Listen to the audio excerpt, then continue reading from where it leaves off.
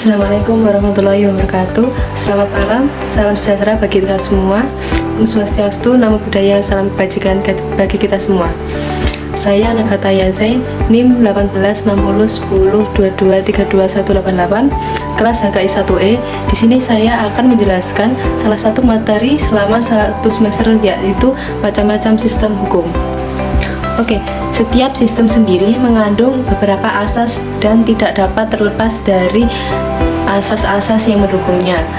Oke, macam-macam dari sistem hukum yaitu ada 4. Yang pertama sistem hukum Anglo-Saxon, yang kedua sistem hukum Eropa kontinental, yang ketiga sistem hukum adat, yang keempat asimilasi, sistem hukum adat, dan sistem hukum Islam.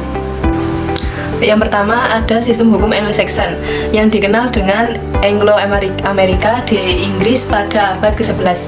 Sistem hukum Anglo-Saxon merupakan sistem hukum yang didasarkan pada jurisprudensi, yaitu keputusan-keputusan hakim terdahulu yang kemudian menjadi dasar putusan hakim selanjutnya.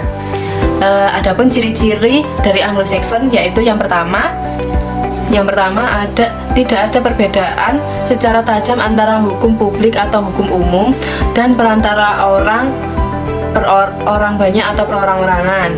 Yang kedua, tidak ada perbedaan antara hak, keberadaan, dan keperorangan. Yang ketiga, tidak ada kodifikasi. Yang keempat, keputusan hakim terdahulu mengikat hakim kemudian.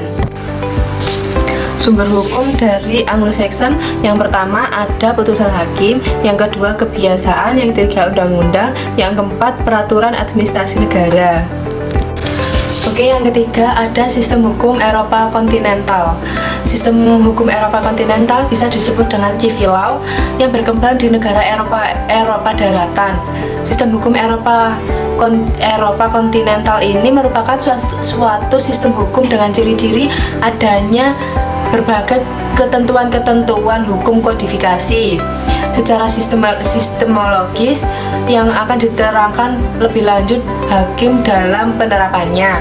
Hukum Eropa kontinental memiliki 3 karakteristik, yaitu yang pertama memiliki kodifikasi, yang kedua tidak terkait pada presiden, yang ketiga sistem peradilan bersifat inkuisitorial.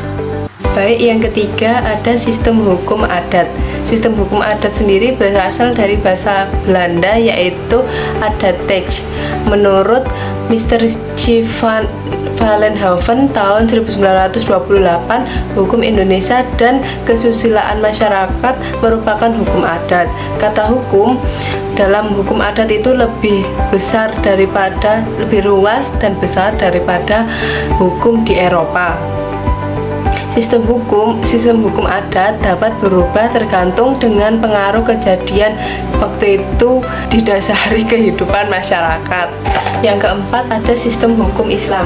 Awalnya dianut oleh masyarakat Arab sebagai awal masuknya agama Islam di negara-negara lain, yaitu seperti Asia, Afrika, Amerika, dan Eropa.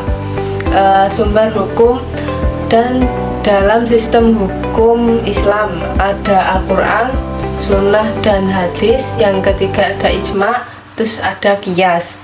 Sekian materi yang saya sampaikan tadi. Mohon maaf atas kesalahan kata ataupun itu.